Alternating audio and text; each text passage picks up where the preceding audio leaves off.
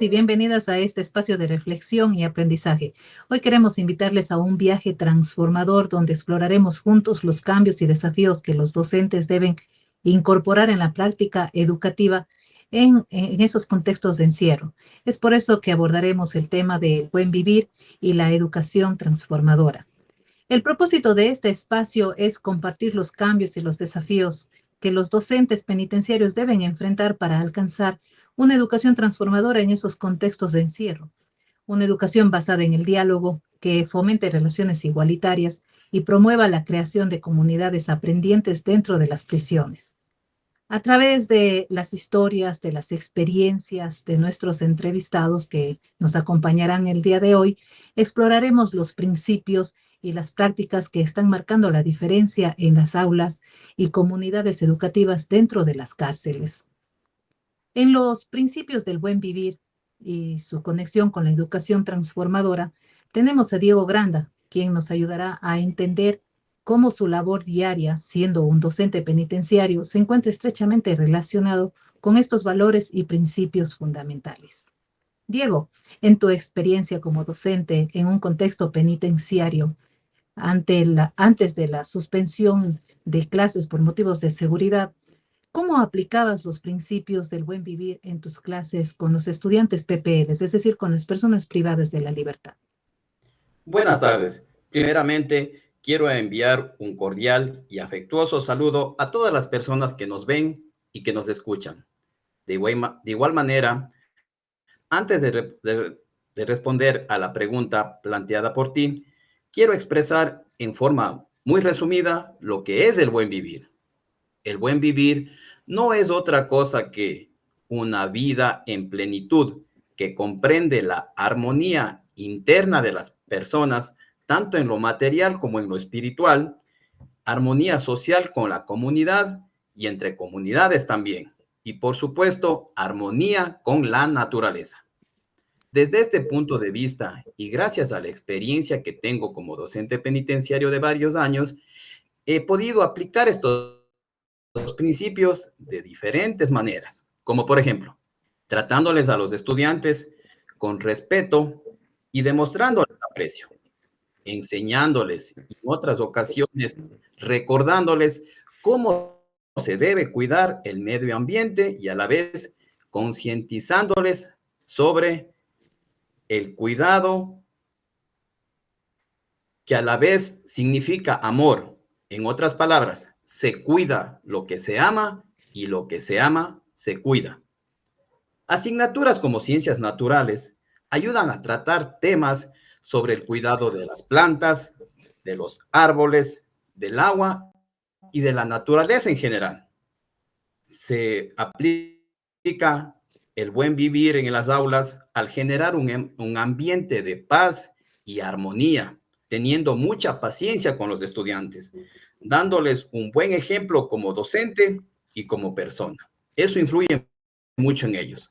Por otra parte, ayudándoles a resolver problemas matemáticos de diferentes perspectivas, que analicen bien primero el problema y luego incentivándoles a que apliquen esa misma temática aprendida en las aulas, que lo apliquen en sus problemas, en sus posibles problemas personales, familiares o estudiantiles que puedan tener. Se aplica el buen vivir al crear entre todos un ambiente estudiantil limpio, ordenado y lleno de confianza. Un lugar en donde todos colaboremos por mantenerlo limpio, ordenado y un lugar seguro en donde se pierda, en donde no se pierda, no se roben absolutamente nada. Por otra parte, he enseñado a los estudiantes diferentes maneras de respirar para relajarse cuando se encuentren como cualquier ser humano, ansiosos, tristes, nerviosos o algo parecido. Como parte de los diversos temas de estudio, en la asignatura de ciencias naturales están el cuidado y el aseo personal, que eso se les enseña a ellos o se les recuerda.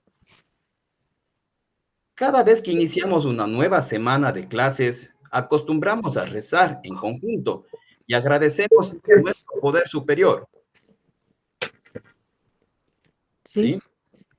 Bueno, muchas gracias, Diego. Pero ahora, considerando esas clases, esas experiencias que has tenido al trabajar ahí con los estudiantes, ¿qué cambios has notado realmente al trabajar eh, con este enfoque transformador? Bueno, los cambios observados son múltiples y diversos, pero por honor al tiempo solo hablaré de unos pocos que considero los más importantes. Los estudiantes, a pesar de ser PPLs, personas privadas de la libertad, al principio del año lectivo llegan temerosos, con cierto grado de vergüenza y llenos de muchas interrogantes. Sin embargo, con el pasar del tiempo, este temor se convierte en valentía, la vergüenza en una decisión personal y voluntaria de llegar todos los días a estudiar, y las interrogantes que antes tenías son despejadas con el pasar del tiempo. Los cambios que he observado son también estudiantes con más confianza en lo que son capaces de hacer y lograr. Mejoran su forma de hablar y de expresarse. Son más respetuosos con los docentes, con sus compañeros y con las demás PPLs. Confían más en un ser superior como ellos lo conciban. Se interesan más por el cuidado personal, el de las plantas, el de los animales, del agua, de la naturaleza, etcétera. Están muy interesados, concientizados y comienzan a amar ese tipo de cosas. Sí. Bueno, hay desafíos que has tenido que enfrentar, como bien los mencionas al inicio, el miedo, un poquito de recelo, ¿no? Por ser estudiantes o personas privadas de la libertad. Entonces, ¿qué desafíos enfrentaste al aplicar estos principios en el contexto de prisión y cómo, sobre todo, cómo los superaste? El principal desafío fue superar el temor personal de no poder lograrlo, de a lo mejor pensar que todo el esfuerzo que yo voy a hacer va a ser infructuoso. Ese fue uno de los desafíos. El temor que sentí en un inicio al pensar que los estudiantes me iban a realizar algo grave, algo violento, porque la mente está llena de muchas cosas, normalmente negativas, pero gracias a Dios con el tiempo eso cambia. ¿Ya? ¿Y qué aprendizaje obtuviste de esas situaciones? El, el mayor aprendizaje fue darme cuenta de cómo cuando a un estudiante PPL se le trata con respeto, con aprecio, se le motiva diariamente, se le brinda confianza, etcétera, recibe a cambio exactamente lo mismo o hasta un poco más, que ellos por más delitos o faltas graves que hayan cometido, siguen siendo seres humanos que necesitan y merecen respeto, comprensión, apoyo, motivación, entre otras cosas. Que los docentes somos muy importantes en el proceso de rehabilitación de los estudiantes PPLs. Que los seres humanos nunca dejamos ni debemos dejar de aprender. Hablo tanto por los estudiantes como nosotros docentes. Asimismo que los seres humanos y más aún nosotros como docentes, cuando ingresamos a un aula de clase, debemos dejar fuera de la institución prejuicios, temores, dudas, negativismo, etcétera, e ingresar alegres, positivos, confiados, cargados de energía positiva para entregarnos al máximo en bien de la educación y de todos los educandos. Muchas Todos los gracias, Diego, educandos. por dejarnos conocer muchas gracias, Diego, por dejarnos conocer tu experiencia en la educación, sobre todo en este caso, ¿no? Que es dentro de los CPLs. Gracias a ti por esta bonita entrevista. Bueno, y para conocer más sobre la educación transformadora, vemos que también es importante la comunicación efectiva dentro de las prisiones.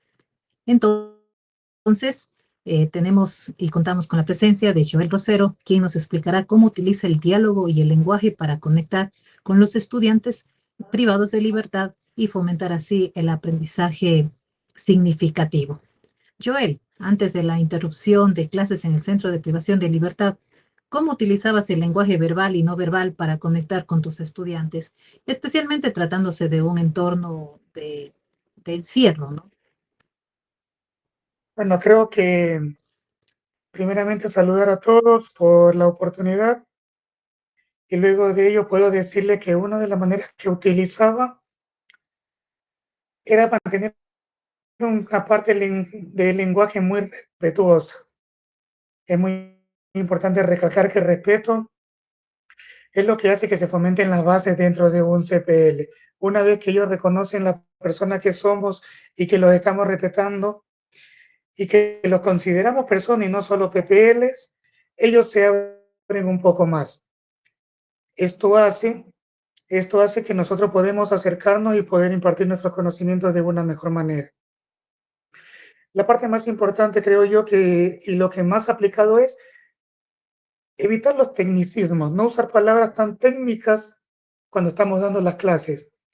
Es mucho más sencillo comunicarse con ellos cuando hablamos de manera más sencilla.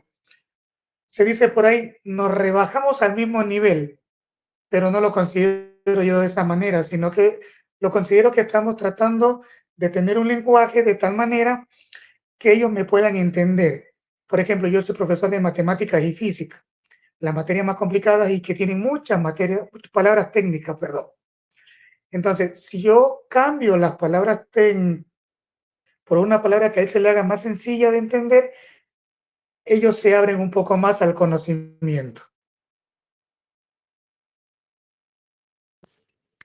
Bien, y por otra parte, ¿qué impacto notaste en la motivación y participación de tus estudiantes al usar estas estrategias de comunicación? El impacto fue muy positivo, porque cuando uno habla el mismo lenguaje que ellos entienden, ellos sienten que a uno les importa lo que ellos están expresando y cómo uno quiere comunicar con ellos. Entonces, es muy importante esto, ya que hace que los estudiantes fluyan en la comunicación.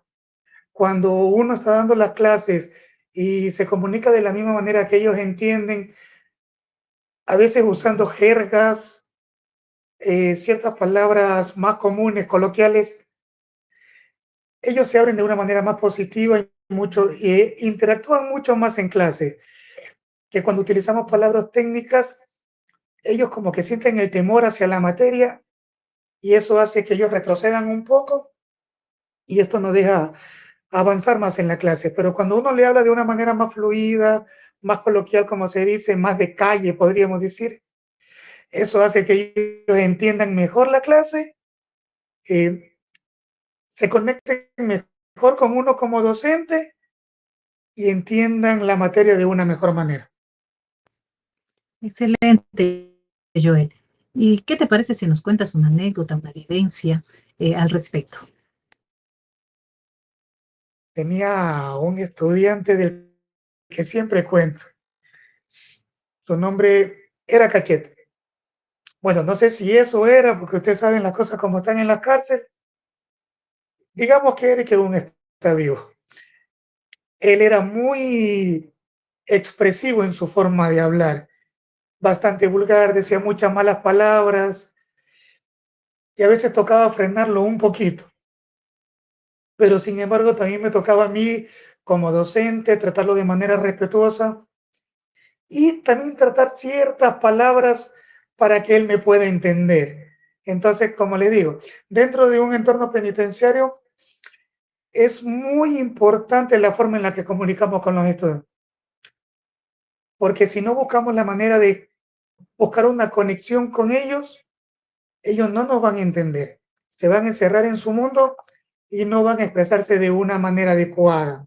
Esto va a hacer que sea muy complicado que ellos nos entiendan la clase y por ende va a ser más difícil impartir los conocimientos. Bueno, lo que podemos decir entonces es que hay un papel muy importante que juega ahí y es la empatía. Entonces, la empatía y la escucha activa en el éxito del aprendizaje dialógico dentro de las presiones. La empatía creo yo que es la clave. Me he dado cuenta que cuando uno se pone en los zapatos de ellos, cuando uno entiende lo que ellos están pensando, cuando uno se conecta con las emociones y desde esas emociones habla con ellos entienden mejor. Por ejemplo, algo que yo siempre les digo es, una vez que ustedes entran al educativo, dejan de ser PPL y se convierten en estudiantes. A mí no me importa lo que ustedes hagan, en las celdas, lo que hayan hecho en su pasado. A mí me importa lo que ustedes me transmitan como conocimiento dentro del aula de clase, donde ustedes son estudiantes y dejan de ser PPLs.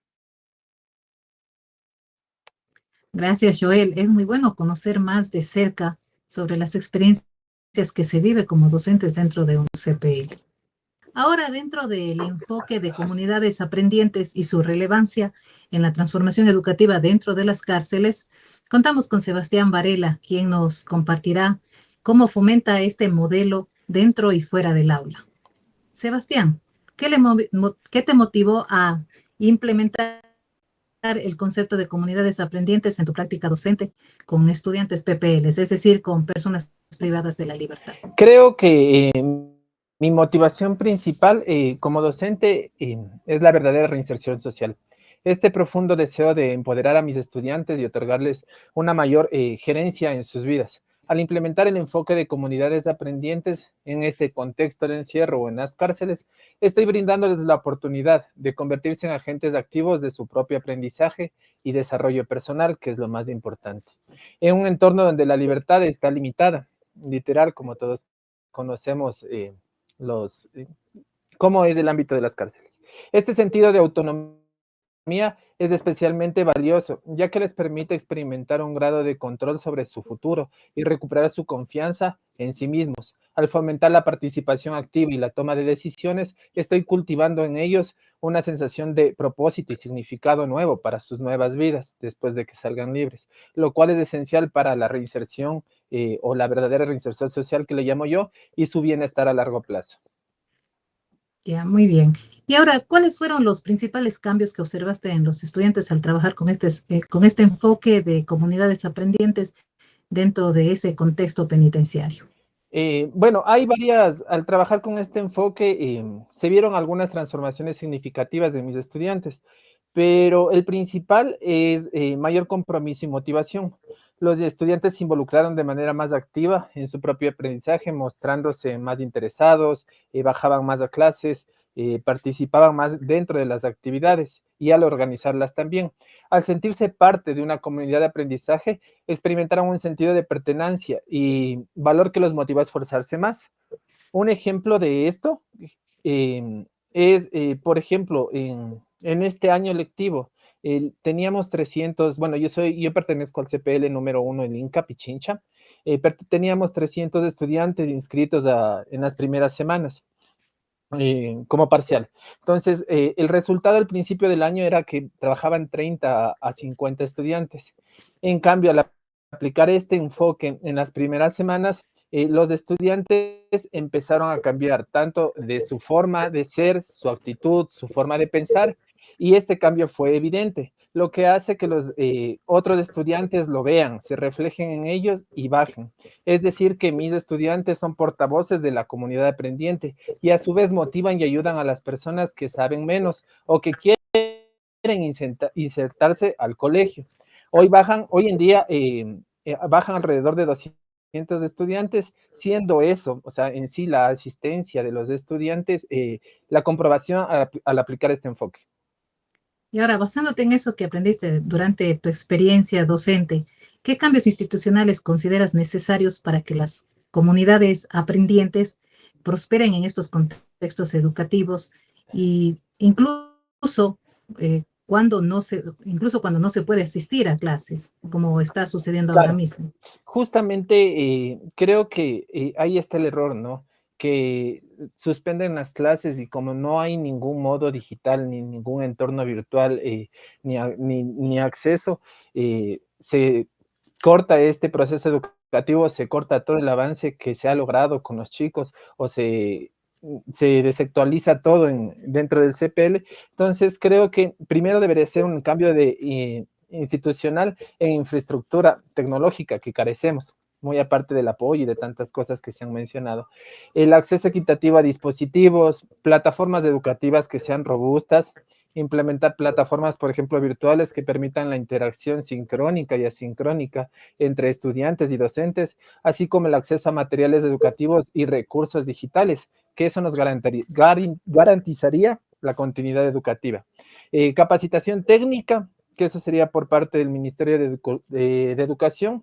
Por parte nuestra, creo que el diseño curricular debería ser flexible y personalizado, teniendo en cuenta contenidos relevantes, adaptar todo.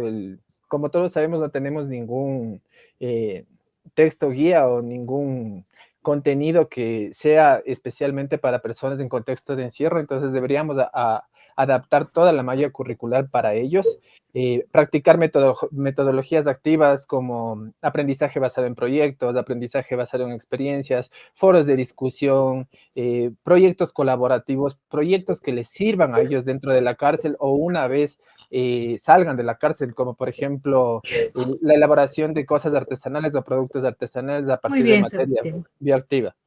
Gracias, Sebastián. Gracias Listo. por toda esa experiencia, compartir esa información. Sabemos que cada historia realmente nos recuerda que la educación transformadora en prisiones es un viaje colectivo, ¿sí? Entonces requiere compromiso, innovación y sobre todo la disposición de abrir espacios para el diálogo y la colaboración. Es así que invitamos a docentes y a la comunidad educativa penitenciaria a construir juntos un futuro más equitativo, incluso que podamos ser una educación realmente inclusiva dentro de los centros penitenciarios.